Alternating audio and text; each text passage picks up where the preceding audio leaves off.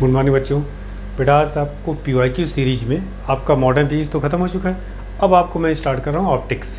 पहले ray optics 2 दिन में ख़त्म हो जाएगा, 1 दिन लगेगा वेव ऑप्टिक्स। तो मतलब 3 लेक्चर में आपकी ऑप्टिक्स ख़त्म।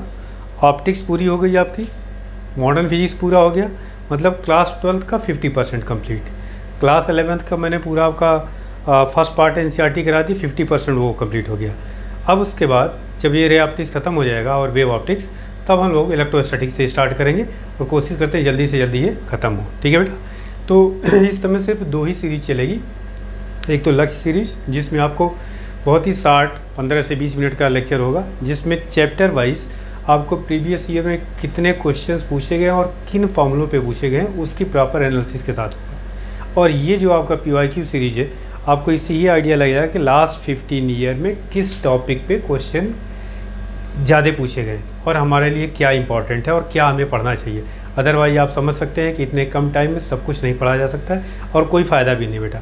आपको मैं बार बार कह रहा हूँ कि सिर्फ 5% मैक्सिमम क्वेश्चन टफ आते हैं, आप उसको छोड़ दीजिए, तब भी आपका सिलेक्शन 100% हो जाएगा। ठीक है। आपका सिलेक्शन ना होने का बेटा एक कारण ये भी होता है, बच्चा क्या होता है कि वो 5% के चक्कर में ही परेशान रहता है, अपना ज़्यादा से ज़्यादा टाइम ख़राब कर देता है। इवन आप एग्ज़ाम देते समय भी ध्यान रखिएगा बेटा, जो क्वेश्चन इजी है सबसे पहले उसको सॉल्व करिएगा। ठीक है। तो चलिए खैर स्टार्ट करते हैं रे ऑप्टिक्स। ठीक है।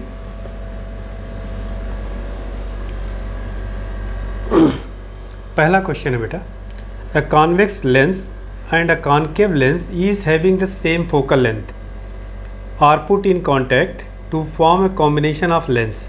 The power in dioptre of the combination is. Question बहुत ही आसान है। 2 हैं, दोनों का फोकल लेंथ दे रखा है, F दे रखा है 25 सेंटीमीटर। ये आपका 2006 का क्वेश्चन है बेटा। एक कॉन्वेक्स है, एक कॉन्केव है, तो कॉम्बिनेशन का फोकल लेंथ पूछा जा रहा है। आपको पता है कॉम्बिनेशन का फोकल लेंथ होता है 1/f1 + 1/f2। तो एक कॉन्वेक्स है, एक कॉन्केव है, तो 1/25 कॉन्केव का आपका क्या हो जाएगा बेटा, नेगेटिव, और कॉन्वेक्स का क्या हो जाएगा, पॉजिटिव, तो -1/25। ठीक है। कॉन्वेक्स लेंस की फोकल लेंथ पॉजिटिव, कॉन्केव की क्या लेंगे, नेगेटिव। तो ये कितना आ गया बेटा आपका 0। तो इसका मतलब F = कितना आ जाएगा, फोकल लेंथ 1/0। ठीक है, सॉरी 1/0। तो ये वैल्यूज जो आ गई F की, ये आ जाएगा इन्फानाइट। आपसे क्या पूछा गया, फोकल लेंथ पूछा गया नहीं, पावर पूछा गया है। ठीक है। तो आपसे फोकल लेंथ इन्फिनिटिव है, तो पावर = क्या हो जाएगा, 1/f हो जाएगा। 1/∞ ये क्या हो जाएगा 0। तो ये आपका इसकी पावर जो है 0 हो जाएगी। 4th option is correct option. आप चाहें तो यही से 1/f को ही हम क्या कहते हैं, इतना करने की ज़रूरत नहीं पड़ेगी। 1/f आपको दिया है 0 और 1/f को ही हम क्या कहते हैं, पावर, तो सीधे पावर = 0 ले सकते हैं। ये तो मैंने क्वेश्चन देखा नहीं कि पावर पूछा गया या F पूछा गया है। ठीक है। तो ये आपका सवाल हो गया पहला। रे ऑप्टिक्स ध्यान रखिए बेटा, आसान है और इसको बिल्कुल आपको अच्छे से करना चाहिए रे ऑप्टिक्स। नेक्स्ट क्वेश्चन है, अ माइक्रोस्कोप इज NCERT का क्वेश्चन है बेटा ये। A microscope is focused on a mark on a piece of paper and then a slab of glass of thickness 3 centimetre and refractive index 1.5 centimetre placed over the mark. How should the microscope be moved to get the mark in focus again. आपसे कह रहा है एक microscope है जो एक point है, इस पॉइंट पे फोकस किया हुआ है। ठीक है। उसके बाद क्या कह रहा है कि इस पर 3 सेंटीमीटर थिकनेस का एक ग्लास रख दिया गया। तो 3 सेंटीमीटर का थिकनेस है ये, तो इसका मतलब ग्लास के नीचे ही तो ये होगा पॉइंट। ये आपको दे रखा है 3 सेंटीमीटर। ठीक। और इसका रिफ्रैक्टिव इंडेक्स ग्लास का कितना दे रखा है, ये आपका म्यू की वैल्यू दे रखी है 1.5। ठीक। आगे क्या कह रहा है, म्यू दे रखा है, ये दे रखा है। अब कह रहा है कि जो माइक्रोस्कोप है, अब एक चीज़ ध्यान दीजिएगा, एक तरह से ये ऑब्जेक्ट क्या हो गया, डेंसर मीडियम हो गया और रेयर मीडियम से आप देख रहे हैं। ठीक है। तो ये यहाँ दिखेगी या थोड़ी शिफ्ट हो जाएगी, शिफ्ट हो जाएगी। आपको शिफ्ट पहले निकाल लीजिए। तो इसका फॉर्मूला होता है D'/D = μ2/μ1। ये आपने फॉर्मूला पढ़ा होगा। तो यहाँ से D' आपको कैलकुलेट करना है। D' का मतलब अपेरेंट डेप्थ। तो D' = D और ये हो गया μ2/μ1। इसमें म्यू वन क्या होता है बेटा, म्यू वन का मतलब होता है जहाँ से रे आ रही है, तो रे कहाँ से आ रही है, इस मीडियम से, और म्यू टू होता है जहाँ पर रे जा रही है। सारा डेटा रख दिया। डी कितना दे रखा है 3 सेंटीमीटर, और म्यू टू कितना दे रखा है बेटा 1, आपका इधर एयर है ना बेटा, तो 1 हो गया। और म्यू वन क्या हो गया, कहाँ से रे आ रही है 1.5 से, तो ये कितना आ गया आपका 2 आ गया। तो डी डैश की वैल्यूज आ गई 2। इसका मतलब ये 3 सेंटीमीटर ना होकर के ये 2 सेंटीमीटर, सरफेस से 2 सेंटीमीटर पे यहाँ पर ये ऑब्जेक्ट जो होगा वो यहाँ पे दिखेगा। इसका मतलब कितना सेंटीमीटर शिफ्ट हुआ, 1 सेंटीमीटर इधर शिफ्ट हो गया ऊपर, तो आपके माइक्रोस्कोप को भी 1 सेंटीमीटर ऊपर शिफ्ट करना होगा ताकि सेम जगह पर वो फोकस करे। समझ में आ गया क्वेश्चन, ये नोट करिए, आसान क्वेश्चन था ये।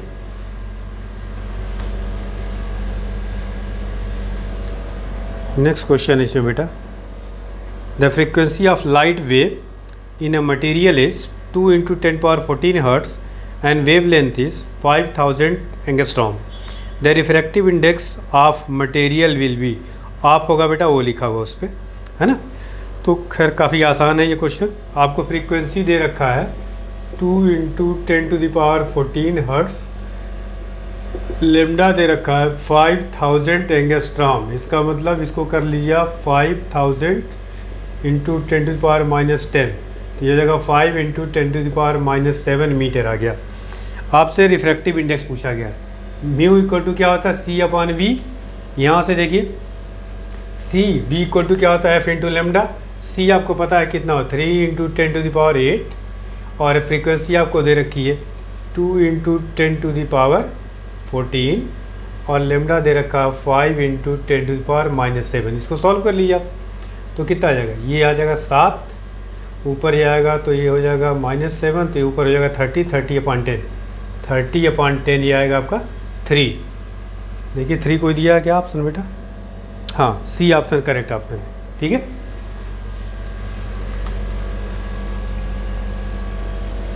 अगला क्वेश्चन आपका next, a small coin is resting on A bottom of a beaker filled with a liquid. A ray of light from coin travels up to the surface with the liquid and move along its surface. How fast the light traveling in the liquid? देखिए एक figure दे रखा है बेटा, एक beaker है, कुछ इस तरह का फिगर है आपका, ठीक। यहाँ पे आपका एक कॉइन है, एक रे ऐसे गई और ऐसे गई है। इसका मतलब ये क्या हो रहा है, यहाँ देखिए नॉर्मल ड्रॉ करेंगे, और ये आपको कितना दे रखा है बेटा 3 सेंटीमीटर, ये कितना दे रखा आपका क्वेश्चन में 4 सेंटीमीटर, ठीक है। अब आपसे पूछा गया ये जो मीडियम है, ये कोई भी मीडियम है, ये है ना, इस मीडियम का रिफ्रैक्टिव इंडेक्स आपको कैलकुलेट करना है। मान लीजिए इस एयर वाले को हम लोग मान लेते हैं 1, μ1 मान लें, और μ2 को मान लेते हैं म्यू, जो हमें कैलकुलेट करना है, ठीक है। तो यहाँ से एक चीज़ ध्यान दीजिए, सबसे पहले तो सरफेस के लॉन्ग रे जा रही है, इसका मतलब ये जो एंगल ऑफ इंसिडेंस है क्रिटिकल एंगल हो गया, क्लियर, पहली चीज़। दूसरा, इसमें v वेलोसिटी निकालना है, इस वाले मीडियम में v2 है, और इसमें वेलोसिटी तो आपको पता ही है c के बराबर होता है इस मीडियम में, ठीक। अच्छा, ये 3 सेंटीमीटर दिया, ये 4 सेंटीमीटर, 90 डिग्री, तो पाइथागोरस लगाएंगे, ये कितना हो जाएगा बेटा 5 सेंटीमीटर, ये आपका हाइपोटेन्यूज हो जाएगा। अब आपको पता है कि ये जो एंगल ऑफ इंसिडेंस है ये क्रिटिकल एंगल के बराबर है, तो म्यू इक्वल टू क्या होता है, आपने पढ़ा होगा 1/sin c, ठीक है। तो इस वाले मीडियम को हम लोग μ2 लिखे हैं, तो μ2 लिख लीजिए आप, μ2 इक्वल टू 1/sin c। अच्छा, ये c है तो ये भी c है आपका, ऑल्टरनेट एंगल, तो sin c इक्वल टू, यहाँ से देखिए परपेंडिकुलर अपॉन हाइपोटेन्यूज, मतलब 3/5, 3 क्या हो गया 5, ये साल हो गया 5/3 μ2 की वैल्यूज, ठीक। आपने फॉर्मूला पढ़ा होगा μ2/μ1 इक्वल्स टू v1/v2, ठीक। μ2 की वैल्यूज़ आपके पास है, इसको लिखने की ज़रूरत ही नहीं। μ2 की वैल्यूज़ कितनी है 5/3, μ1 कितना है आपका एयर है 1, v1 आपका कितना है पता है, वेलोसिटी ऑफ लाइट c के बराबर, मतलब 3 × 10⁸ ये है ना, और v2 आपको कैलकुलेट करना है। ठीक है।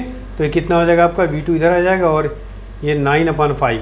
तो यहाँ से आपका आएगा बेटा V2 इक्वल्स टू आ रहा 9 देखना कैलकुलेशन गड़बड़ ना हो बेटा, 9/5 और इंटू 10⁸ आई थिंक ये आना चाहिए। तो ये हो गया 5, 1.8 इंटू 10⁸ मीटर पर सेकेंड, ऐसा आना चाहिए इसको V2 को। देखो कोई ऑप्शन दिया गया, first option is correct option, ठीक है। तो पहला ऑप्शन आपके पास सही है इस क्वेश्चन में।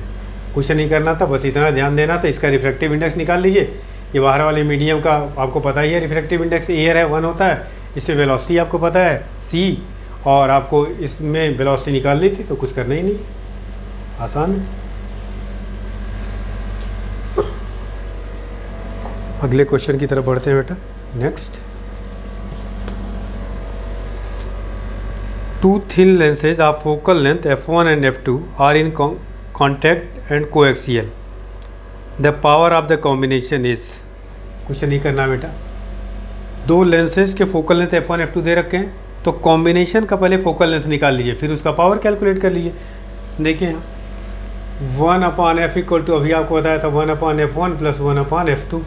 तो सिंपल आपके दोनों कॉन्वेक्स लेंस शायद दे रखे हैं। थिन लेंसेज या focal length f1 f2 are in contact in coaxial, ठीक है, कोई दिक्कत नहीं। तो ये आपका, इसको सिंप्लीफाई करिए तो क्या आएगा, f1 plus f2 upon f1 f2, ये तो हो गया 1/f, ठीक है। आपसे पूछा क्या गया बेटा, पावर ऑफ कॉम्बिनेशन, तो यही हो जाएगा simple, P equal to 1/f ही तो होता है आपका। Power of combination equal to हो गया f1 plus f2 upon f1 f2, power of combination ये आएगा। इसमें ऑप्शन तो डी दे रखा है बेटा,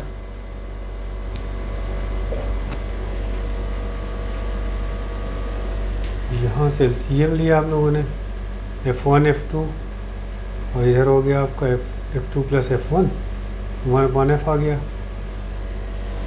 पावर तो बेटा यही होगा, ये ऑप्शन बेटा इसका होगा सी, ठीक है, f1 plus f2 upon f1 f2, ये क्योंकि ये आपका 1, ये इसी 1/f को हम क्या कहते हैं बेटा, पावर कहते हैं, तो ये आपका रिजल्ट हो जाएगा, ठीक है। चलिए आगे देखते हैं क्वेश्चन।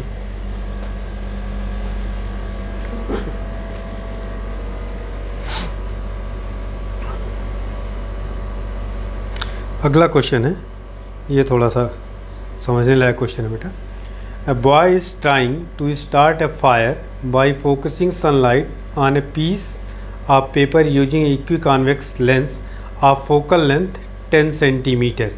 फोकल लेंथ 10 सेंटीमीटर दे रखा है, 10 सेंटीमीटर मतलब 0.1 मीटर, ठीक। The diameter of the sun is, diameter of the sun मतलब ऑब्जेक्ट की लेंथ दे रखी है बेटा, length of object 1.39 into 10⁹ metre, and its mean distance from the earth is, distance आपको दे रखी है किस चीज़ की, ये ऑब्जेक्ट की डिस्टेंस है बेसिकली, तो यू दे रखा है 1.5 into 10⁻11 metre. What is the diameter of the sun image on the paper, sun की जो इमेज बन रही है उसका डायमीटर पूछा जा रहा है, तो इमेज की साइज़ पूछी जा रही है, इसका मतलब क्या है, लेंथ ऑफ इमेज आपसे पूछा जा रहा है, ये, ठीक है।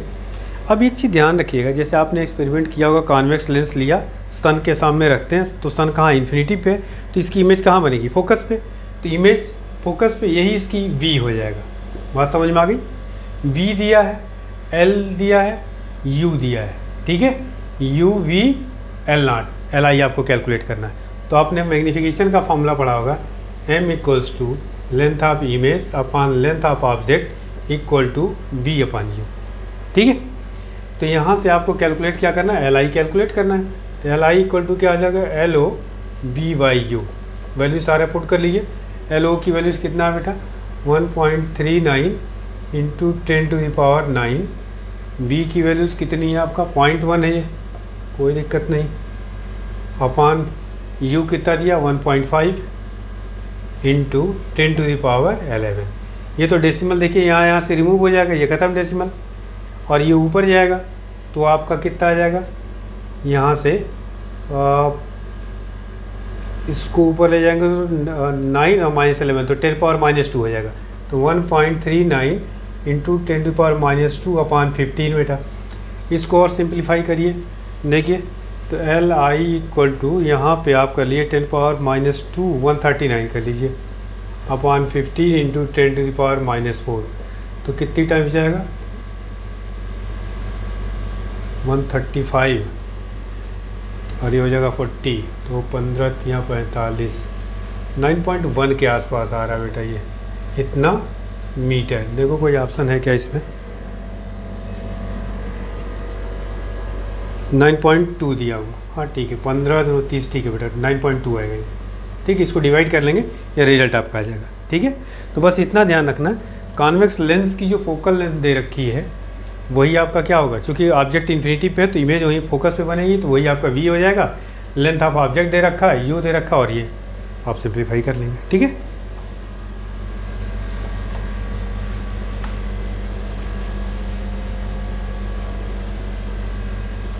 अगले क्वेश्चन की तरफ बढ़ते हैं बेटा।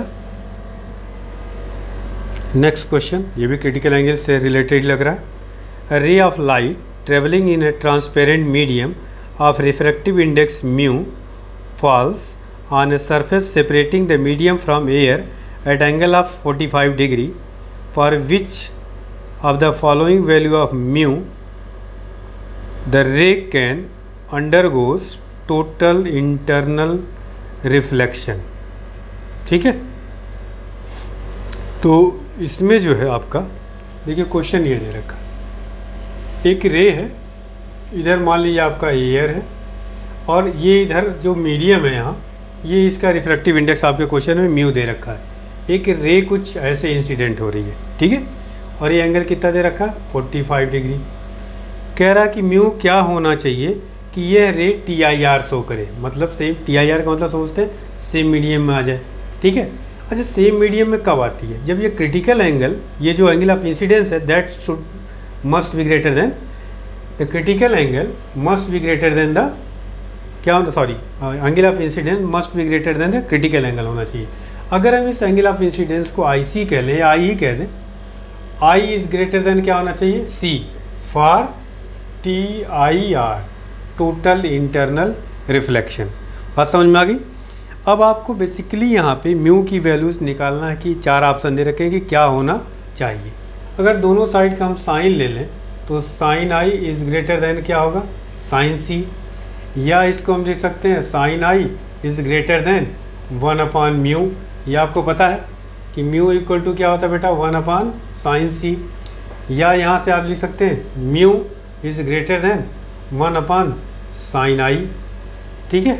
I कितना दे रखा आपके क्वेश्चन में 45, तो म्यू इज़ ग्रेटर देन 45 की वैल्यूज़ कितनी होती है बेटा आपको, साइन 45 वैल्यूज थी 1/√2, यहाँ लिख दे रहा हूँ साइन 45 डिग्री 1/√2, तो 1/√2 करेंगे तो √2 क्या आ जाएगा ऊपर, मतलब म्यू की वैल्यूज √2 से बड़ी होनी चाहिए, और √2 की वैल्यूज कितनी होती है 1.141, ठीक है।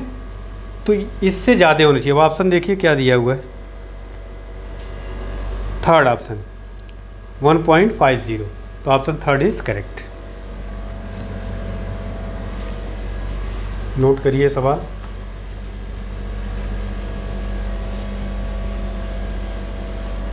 अगले क्वेश्चन की तरफ बढ़ते हैं बेटा, बहुत ही आसान क्वेश्चन है।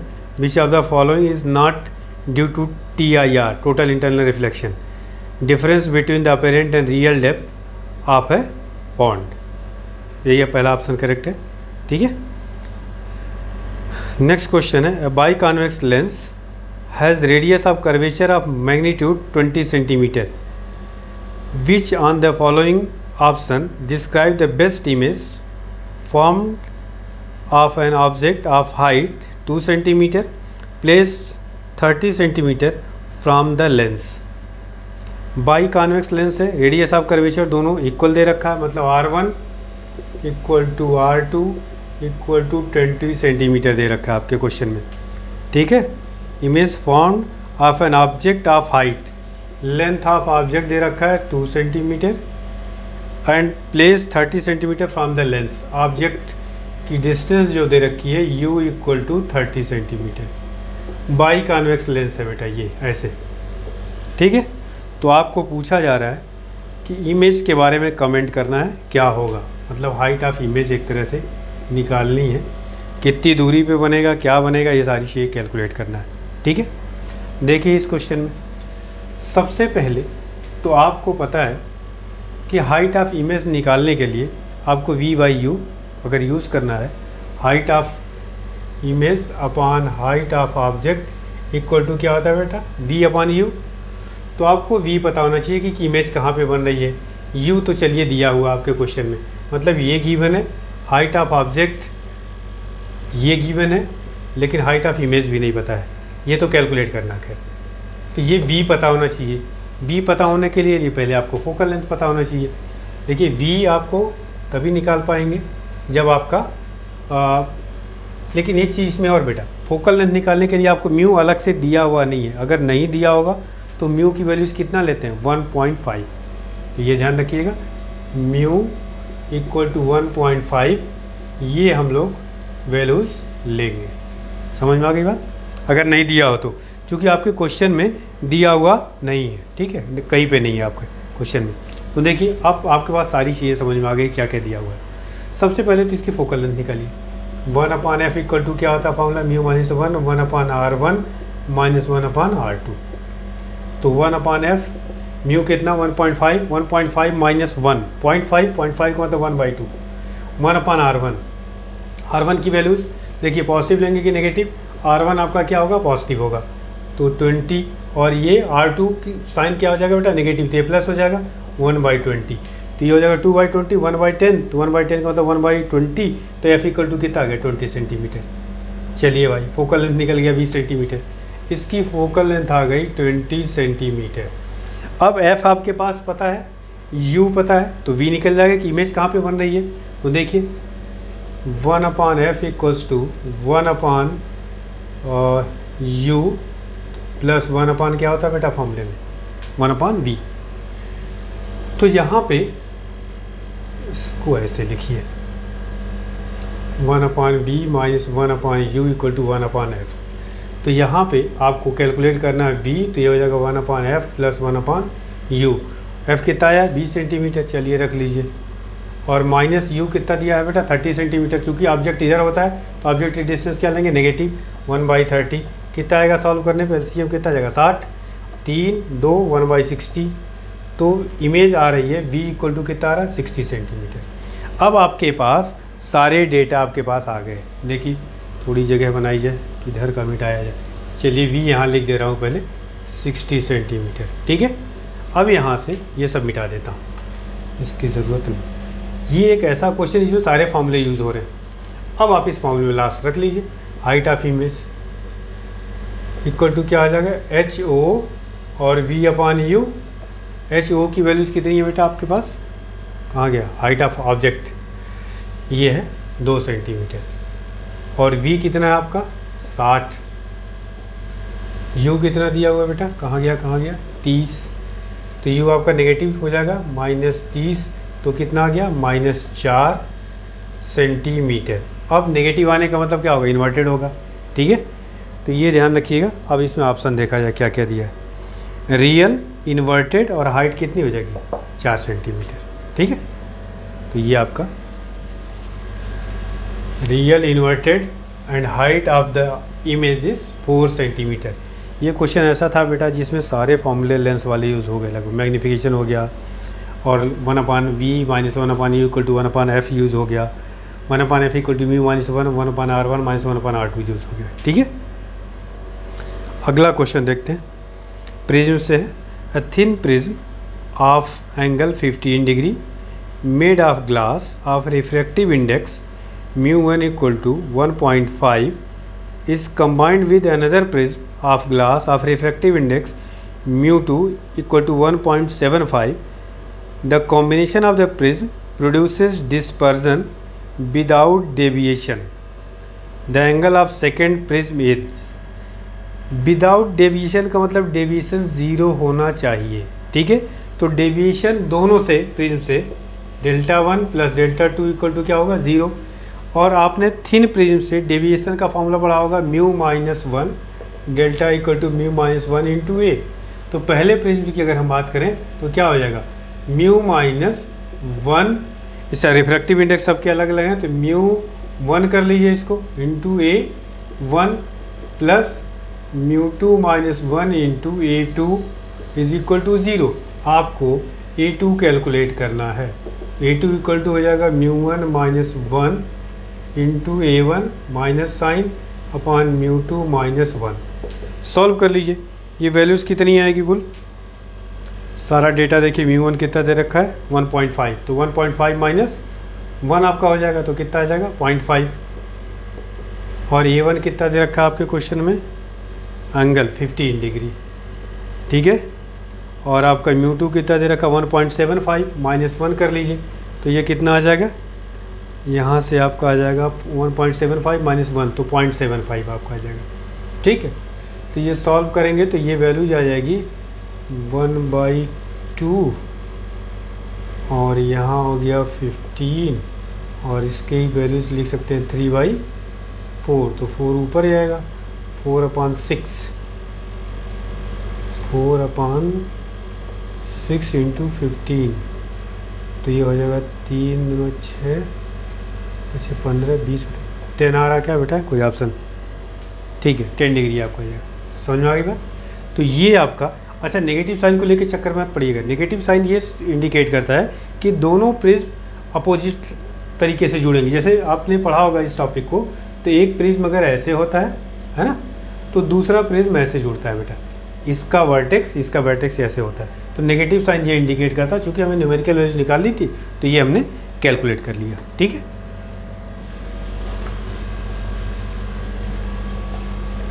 थिन प्रिज्म के डेविएशन का फॉर्मूला आपको याद होगा। नेक्स्ट क्वेश्चन देखिए क्या है बेटा आपका। अ कन्वर्जिंग बीम ऑफ रे is incident on A diverging lens having passed through the lens, the ray intersect at a point 15 centimeter from the lens on opposite side. If the lens is removed, the point where the ray will move 5 centimeter closer to the lens. The focal length of the lens is, अच्छा question है लेकिन आपको question को समझना है। आपका एक concave lens है, ये कुछ ऐसे है बेटा, कन्वर्जिंग बीम ऑफ लाइट आ रही है, तो ये जब लेंस से मिल रही है दोनों, तो कुछ इसकी प्रिंसिपल एक्सिस पे 15 सेंटीमीटर पे, इसका मतलब इमेज V की वैल्यूज क्या हो गई 15 सेंटीमीटर बन रही है। लेंस को हटा दे रहे हैं तो ये 5 सेंटीमीटर क्लोजर किसकी तरफ? इधर, तो इसका मतलब ये होगा कि ये 10 सेंटीमीटर मिल रही है। तो वर्चुअल ऑब्जेक्ट है ये बेटा। तो वर्चुअल ऑब्जेक्ट मतलब U की वैल्यूज आपको दे रखी है 10 और V की वैल्यूज कितने दे रखी है 15 सेंटीमीटर। आपको फोकल लेंथ कैलकुलेट करना है, तो पता है 1/f इक्वल टू क्या आता है 1/v माइनस 1/u, है ना। तो आपका V कितना दिया हुआ है 15, 1/15 माइनस 1/10, तो कितना आएगा इसका 30 सेंटीमीटर, 2 और 3, तो -1/30। तो f की वैल्यूज़ कितनी आ जाएगी माइनस, ये हो जाएगा आपका बेटा 2 और -3, -1/30, मतलब फोकल लेंथ कितना आ जाएगा -30। कोई ऑप्शन है क्या इसमें? हाँ, समझ में आ गया होगा। ये वर्चुअल ऑब्जेक्ट का केस है। क्वेश्चन थोड़ा सा लैंग्वेज अलग लग रहा है, बट आपको समझ में आ गया होगा क्या चीज़ है ये। लेंस के बाद जहाँ पर ये रे जो है इमेज बना रही है वो V हो गया, लेंस हटा करके आपको वही U हो गया, और आप आसानी से सॉल्व कर लें, कोई कैलकुलेशन भी नहीं है। अगला क्वेश्चन देखिए क्या है बेटा। When a biconvex lens of glass having refractive index 1.47 is dipped in a liquid, it acts as a plain sheet of glass.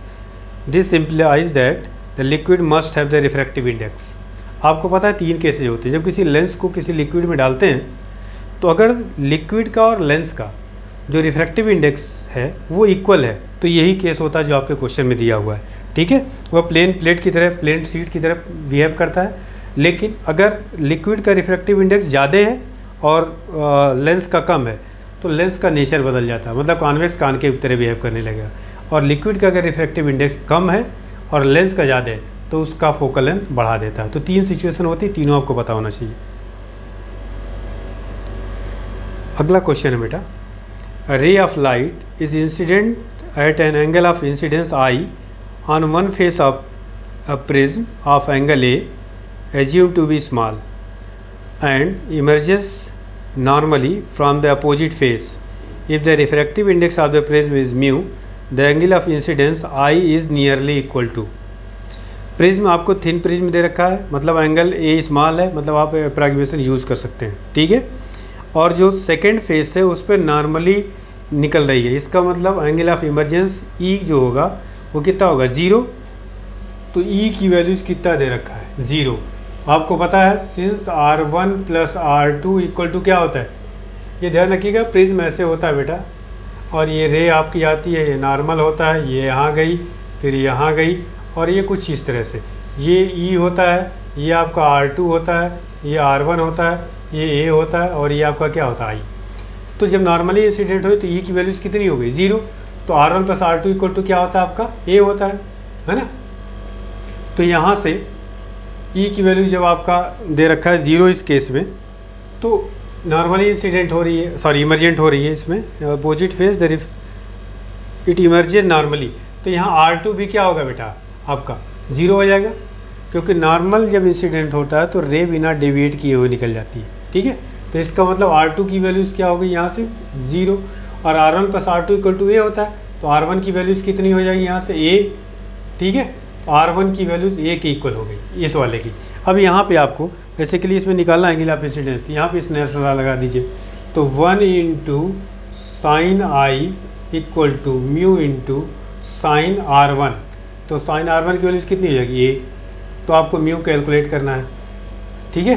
तो यहाँ से साइन आई की वैल्यूज़ ये हो गया, तो आपको सॉरी आई कैलकुलेट करना है। अब एक चीज़ यहाँ ध्यान रखिएगा, ये हो गया आपका sine I equal to mu into sine A. तो यहाँ से अप्रॉक्सीमेशन यूज़ करेंगे तो आई इक्वल टू क्या हो जाएगा, म्यू इंटू ए। क्यों, क्योंकि आपको दिया हुआ थिन प्रिज्म है, प्रिज्म थिन है तो इसका मतलब ए जो है स्मॉल है, ए स्मॉल है तो R1 R2 भी स्मॉल होंगे, और R1 R2 स्मॉल होंगे तो आई भी स्मॉल होगा। तो यहाँ अप्रॉक्सीमेशन यूज़ कर लेंगे, आपका साइन आई इक्वल टू क्या हो गया आई, और साइन ए इक्वल टू कितना आ जाएगा बेटा ए, ये ध्यान रखना, ठीक है। तो ये आपका ऑप्शन हो जाएगा। प्रिज्म अभी बेटा आपको कराएंगे, क्योंकि बहुत ही इंपॉर्टेंट टॉपिक है, इससे क्वेश्चन आता ज़रूर है। आगे क्या है question, a convex mirror of focal length f1 is placed at a distance d from a convex lens of focal length f2। ये क्वेश्चन थोड़ा सा बेटा मिस्टेक लग रहा है इसमें, नहीं ठीक है, पहले कॉनकेव मिरर है, ठीक है। A concave mirror of focal length f1 is placed at a distance of d from a convex lens of focal length f2. A beam of light coming from infinity and falling on the convex lens concave mirror combination returns to infinity. The distance d must be. देखिए question आसान है, लेकिन आपको रे diagram सही से आपको समझ में आना चाहिए। ये कॉन्वेक्स आपका लेंस है, इसकी फोकल लेंथ कॉन्वेक्स लेंस की कितनी दे रखी है f2, ठीक। और ये आपका एक कॉनकेव मिरर दे रखा है ऐसे, ठीक है। कॉनकेव मिरर के केस में आपको पता है R इक्वल्स टू क्या होता है 2f। इसकी फोकल लेंथ कितनी दे रखी है बेटा, कॉनकेव मिरर की f1 दे रखा है, ठीक है। और इसके बीच का जो डिस्टेंस है वो दे रखा है beam of light this falling on this distance, ये दे रखा है d। इसी के बारे में आपको कमेंट करना है, ठीक है। रे इन्फिनिटी से आ रही है, क्वेश्चन में कह रखा, अच्छा ये कहाँ पे जाएगी, या इसी बात है, ये डिस्टेंस आपका क्या होगा f2 होगा, फिर यहाँ से इस पे जाएगी और इस पे जाएगी, और कह रहा है कि रे फिर इन्फिनिटी पे चले जा रही है, इसका मतलब ऐसे रिटर्न हो रही है, ठीक है। ये यहाँ और यहाँ, अच्छा ये रिटर्न रे कब हो सकती है, जब ये वाली जो डिस्टेंस है, मतलब ये रे कहाँ से इंसिडेंट हो रही है, सेंटर ऑफ कर्वेचर पे, मतलब ये डिस्टेंस जो हो गया इसका c हो गया, और c इक्वल टू क्या होता है 2f। इस केस में क्या आ जाएगा 2f1। तो यहाँ d की जो वैल्यूज़ होगी वह ये f1 प्लस सी, f1 प्लस सी, या f1 और c की वैल्यूज़ कितनी है, सॉरी ये f2 है, f2 प्लस सी, और सी की वैल्यूज़ कितनी है बेटा आपका, यही आपका सी का डिस्टेंस, आर जो रेडियस ऑफ कर्वेचर 2f1। ये ऑप्शन देखिए कोई दिया होगा शायद 2f1 प्लस f2, हाँ ठीक है, डी ऑप्शन करेक्ट आपका। ठीक है, तो आसान है ये क्वेश्चन।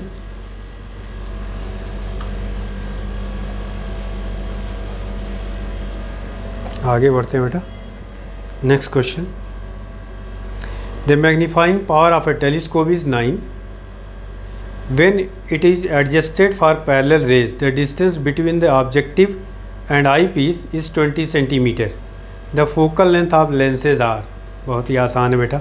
आपको दे रखा मैग्नीफाइंग पावर ऑफ टेलीस्कोप, कब का केस है, when the adjusted for parallel rays। तो आपको पता है FO/FE इक्वल टू, ये मैग्नीफिकेशन होता है 9 है, यहाँ से आपको क्या मिल जाएगा, FO इक्वल टू 9FE, पहला इक्वेशन। दूसरा क्या दे रखा है इस क्वेश्चन में, the distance between the objective and eyepiece is 20, मतलब FO plus FE, FO plus FE equal to कितना दे रखा, 20। ठीक है, तो ये दोनों इक्वेशन को सॉल्व कर लीजिए, आपका आ जाएगा। FO की वैल्यू यहाँ पुट करिए 9FE, तो 9FE plus FE 10FE equal to 20, FE equal to कितना आ गया 2, FE 2 आ गया, तो यहाँ पुट कर दीजिए, तो FO कितना हो जाएगा 18। सिंपल, ये देखिए कोई ऑप्शन दिया होगा शायद डी ऑप्शन। ठीक है, तो ईजी है, कुछ खास नहीं है। अगले क्वेश्चन की तरफ बढ़ते हैं बेटा। आपका नेक्स्ट क्वेश्चन फिर प्रिज्म से ही दिया हुआ है ना। प्रिज्म का क्वेश्चन ये है, for the angle of minimum deviation of a prism to be equal to its refractive angle, the prism must made of a material whose refractive index is. For the angle of minimum deviation of a prism to be equal to its refracting angle या angular prism। ठीक है, the prism must have made up basically refractive index of prism पूछा गया है। तो mu का formula आपने पढ़ा होगा, बहुत ज़्यादा ये यूज़ होता है, sine A plus delta M upon 2 upon sine A/2। ठीक, मिनिमम डेविएशन कितना दे रखा आपके क्वेश्चन में, मिनिमम डेविएशन की जो वैल्यूज़ दे रखी है वह एंगल ऑफ प्रिज्म के बराबर थी, इसका मतलब डेल्टा एम की वैल्यूज़ ए के बराबर दिया है। पुट करिए, तो म्यू इक्वल टू कितना आएगा, sine A plus A, 2A upon 2, तो साइन A हो जाएगा अपॉन साइन A अपॉन 2। तो साइन A को लिख सकते हैं हम 2 sine A/2 cos A/2 upon sine A/2। ये तो कैंसिल हो गया।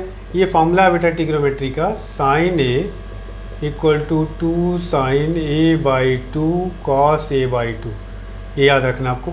तो म्यू इक्वल्स टू आपके पास आ गया 2 कॉस A/2, इसको इक्वेशन 1 करिए। ठीक है, उसके बाद हम लोग आते हैं मिनिमम डेविएशन के केस में, आपने पढ़ा होगा delta M is equal to होता है 2i माइनस A। ठीक है, dm की वैल्यूज कितनी दे रखी है, तो ये हो जाएगा, यहाँ a रखेंगे, a को लेफ्ट में ट्रांसपोज करेंगे, तो 2a इक्वल टू 2i, तो ये तो कैंसिल हो गया, तो i इक्वल टू क्या आ गया बेटा, a। ठीक, i की वैल्यूज क्या हो सकती है, कम से कम 0, और मैक्सिमम कितनी हो सकती है 90 डिग्री एंगल ऑफ इंसिडेंस की। तो i की वैल्यूज क्या हो सकती है, i इक्वल टू 0 और 90 डिग्री, इसका मतलब a की वैल्यूज कितनी हो गई, 0 डिग्री और 90 डिग्री। यहाँ से देखिए, यहाँ पे पुट कर लीजिए, 0 जब पुट करेंगे तो cos 0 की वैल्यूज़ कितनी होती है बेटा, cos 0 की वैल्यूज़ 1। तो व्हेन आपने पुट किया a इक्वल टू 0, तो म्यू इक्वल टू कितना आ गया 2, पहला आंसर। और मैक्सिमम ये कितना हो सकता है 90 डिग्री, तो 90 रखें, cos 90 upon 2 45, cos 45 value 1 upon √2, तो 2 अपॉन √2 की वैल्यूज कितनी होगी √2। तो जब a की वैल्यूज आप 90 लेंगे तो म्यू की वैल्यूज कितनी आ गई, √2 आ गया। इसका मतलब इसके बीच में लाई करना चाहिए। देखिए कोई ऑप्शन शायद दिया हो, B option, lies between 2 and √2। समझ में आ गया होगा, ये थोड़ा सा अच्छा क्वेश्चन था बेटा।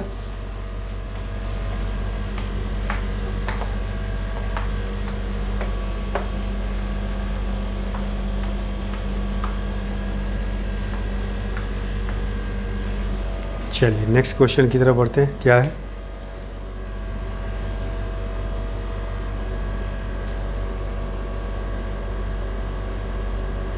A rod of length 10 centimeter lies along the principal axis of concave mirror of focal length 10 centimeter in such a way, concave mirror focal length 10 centimeter in such a way that its end closer to the pole is 20 centimeter away from the mirror. The length of the image is। Question ये है बेटा, ये concave mirror दिया है, आसान है।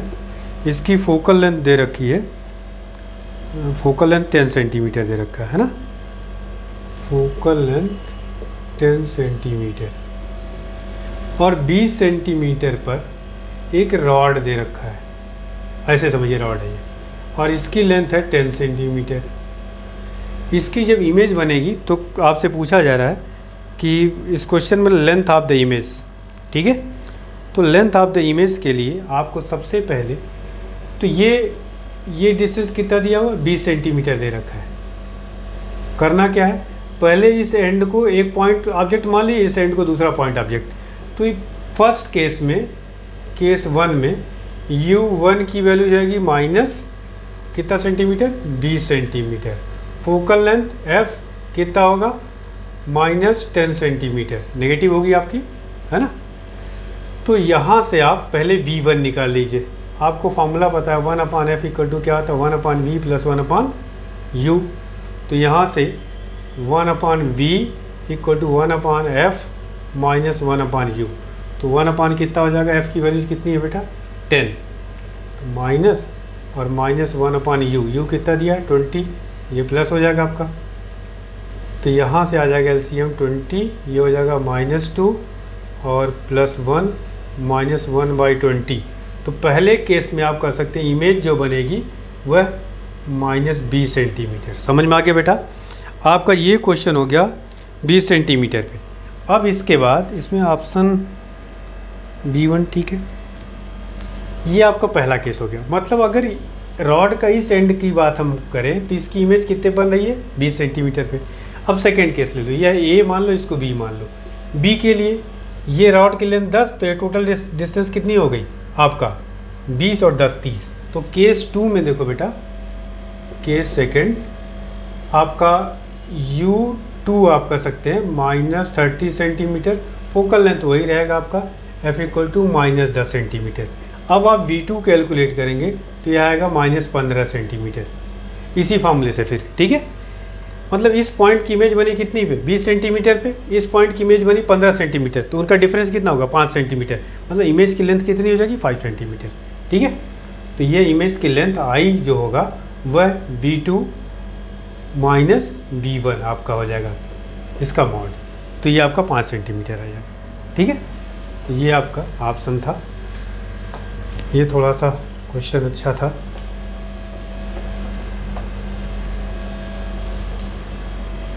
आगे बढ़ते हैं, देखा जाए क्या है question next. A plano convex lens fit exactly into a plano concave lens.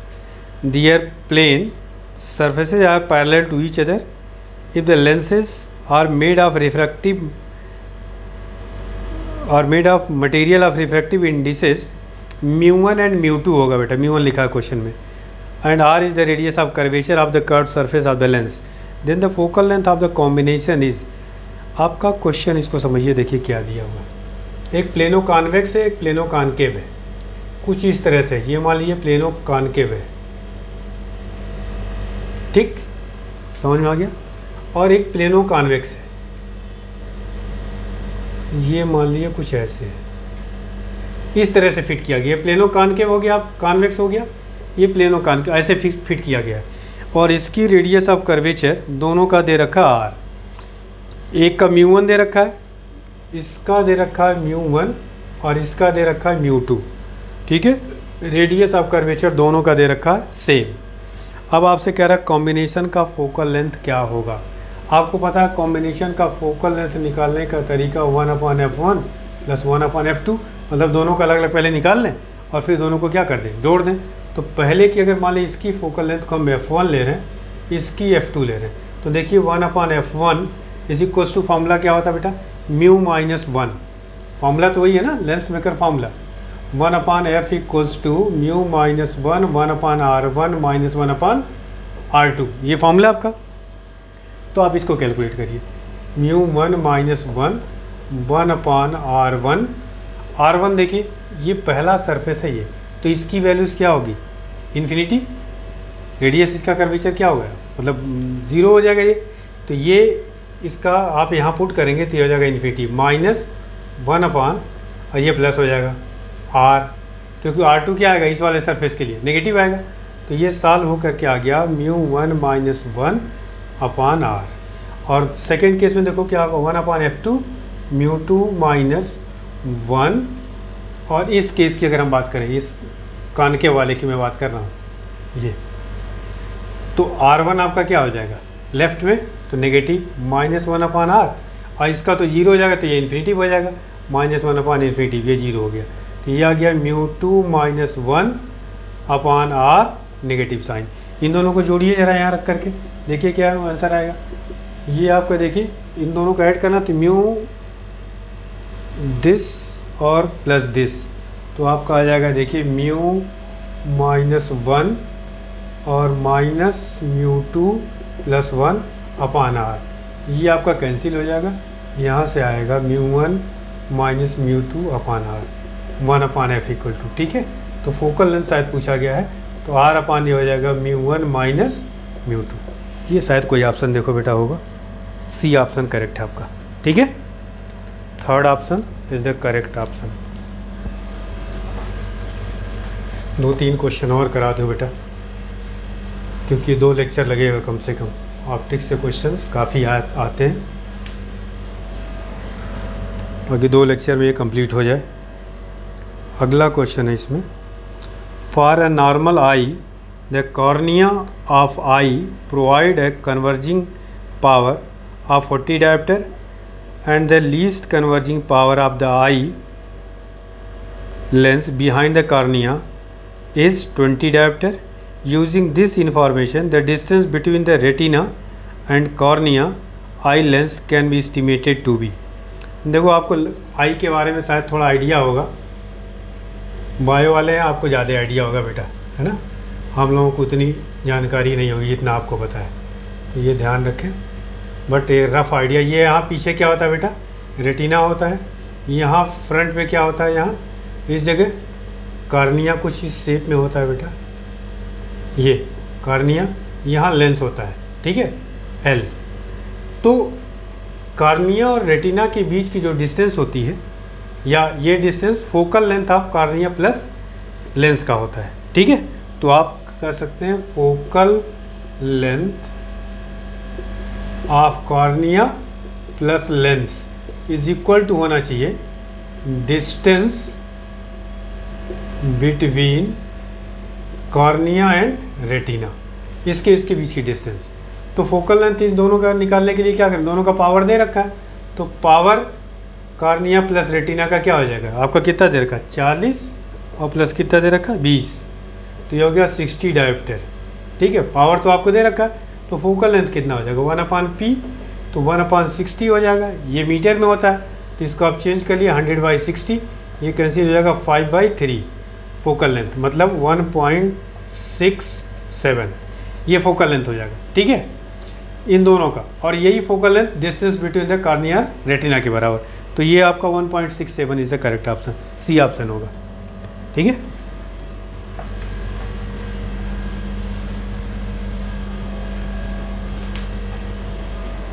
Next question की तरफ बढ़ते हैं बेटा, चलिए ये तो ऐसे टिक करना है। If the focal length of the objective lens is increased then magnifying power is, microscope में ध्यान रखिएगा और टेलीस्कोप में, टेलीस्कोप जो होगा MT, अभी आपको इस फॉर्मूले का MT का मतलब मैग्नीफाइंग पावर ऑफ टेलीस्कोप लिखा बेटा, is directly proportional to magnifying power of, या इसको सॉरी ऐसे लिखिए, अभी आपको मैग्नीफिकेशन का फॉर्मूला क्या बताया था FO/FE, तो आप लिख सकते हैं FO, मतलब ये बढ़ाएंगे तो ये बढ़ेगा, ये घटाएंगे तो घटेगा। और आपका दूसरा है माइक्रोस्कोप के केस में ये प्रोपोर्शनल टू होता है 1/f0।